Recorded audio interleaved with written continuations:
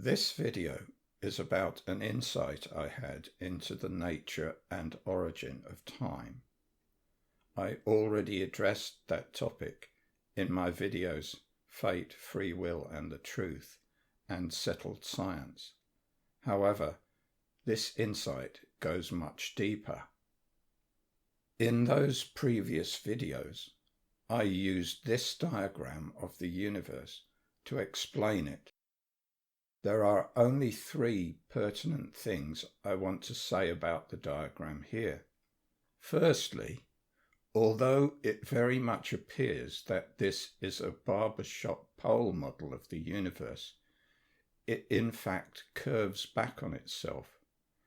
In order to depict what is important to this and previous discussions, I stretched it out so that the progression seems straight, but it is, in fact, cyclical.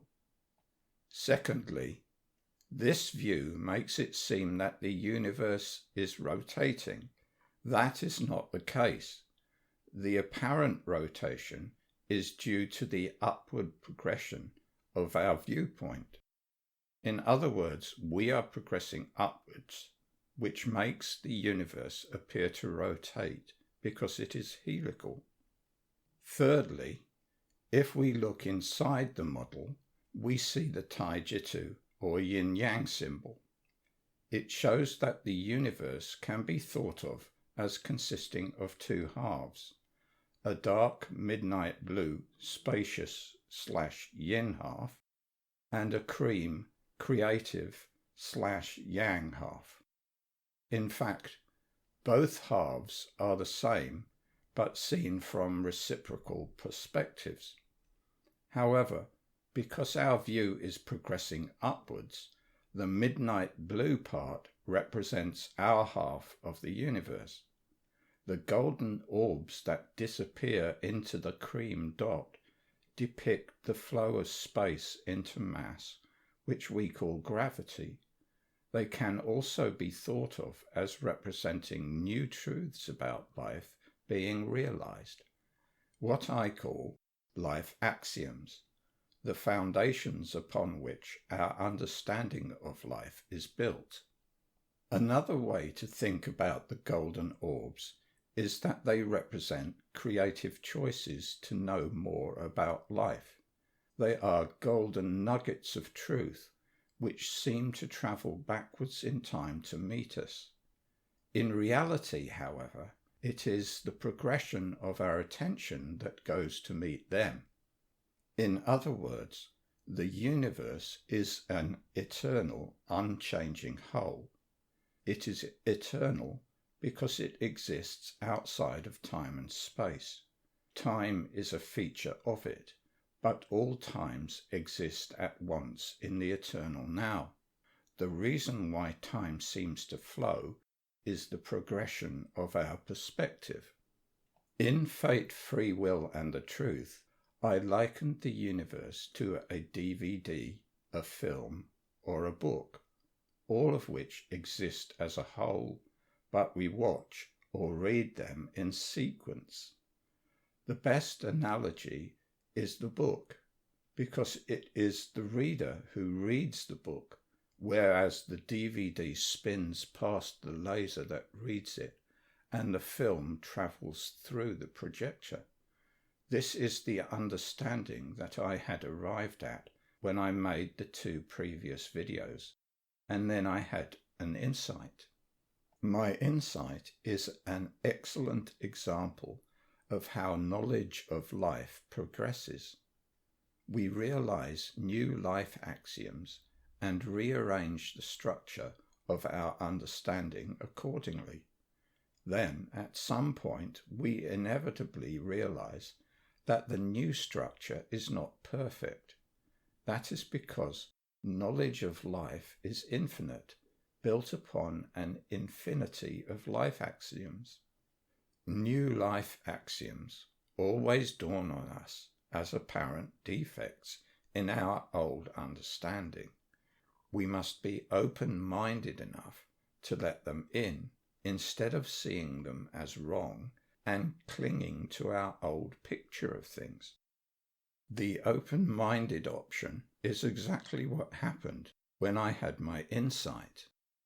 I thought I had explained the origin of time when I had identified that it is the progression of our will to know more that moves us from one instant of time to the next. So far, so good, but it hadn't gone to the root of the issue. Understanding that the progression carries us through time begged the question, what causes the progression? As always happens with creative guidance, pondering that question in the correct way brought me to the realization of the answer. In order to explain the answer, I need a new diagram, one which represents the cosmic all in which the universe exists, possibly together with an infinite number of other universes. One might easily suppose that this new diagram would be more complex, but actually it is not. Here it is. In fact, even this is too complex. The actual diagram looks like this. Yes, it is a completely blank white screen. However, I have to return to this diagram to explain where time comes from. In other words, what causes the progression. This is a Venn diagram that shows the set of all known knowledge. The white disk is the known knowledge, and the outer blackness is all unknown knowledge. On the face of things, there seems to be no reason why this diagram shouldn't be as static as it appears.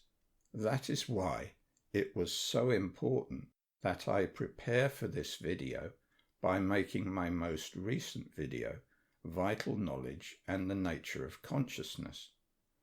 To understand this diagram and why it is not static, we must understand that consciousness, as I described it in that video, is the ground of not only the universe, but the whole cosmic all.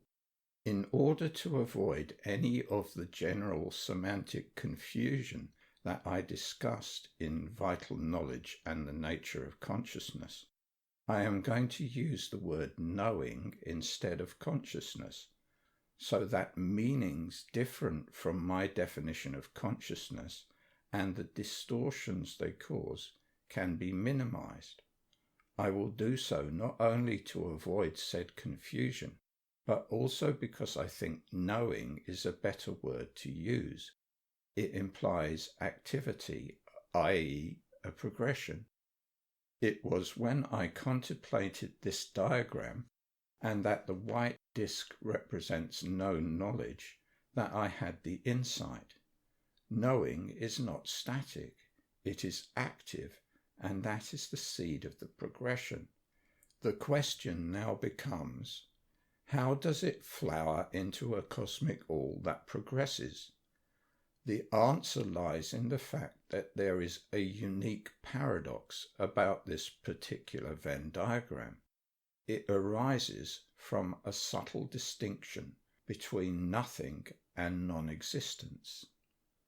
Because knowing is the ground of the whole cosmic all, it is the basis of existence.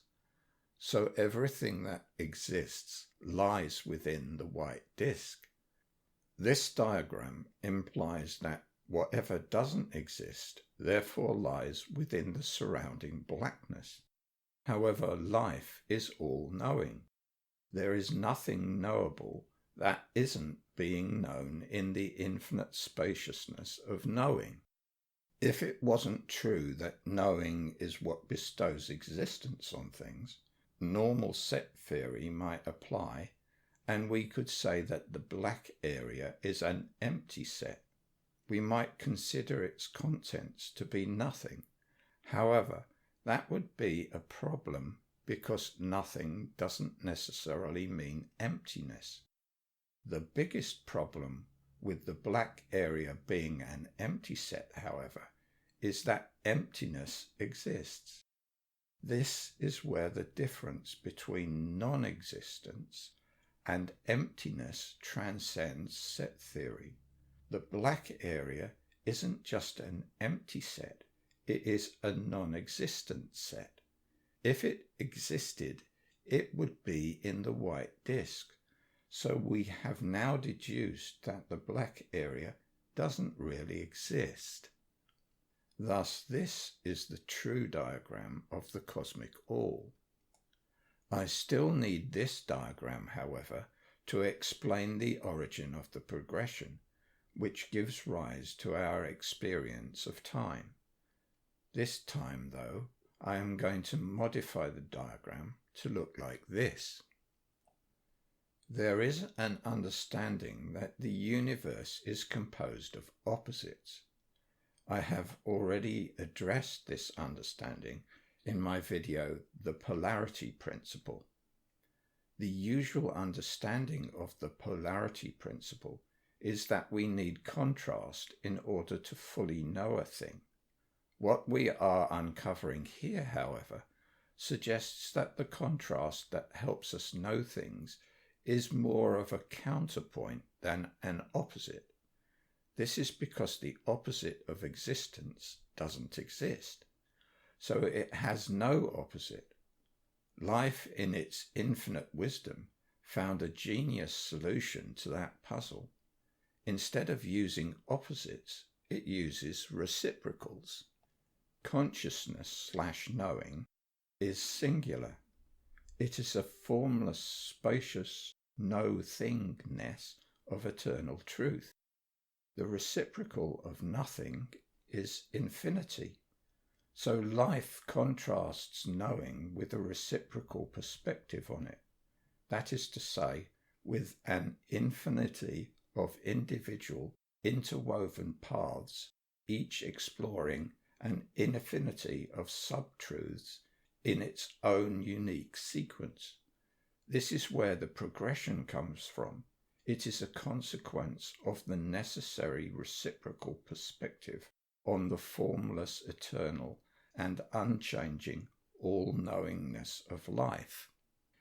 Reciprocity explains perfectly how we can all be individual souls with our own unique paths and yet all one.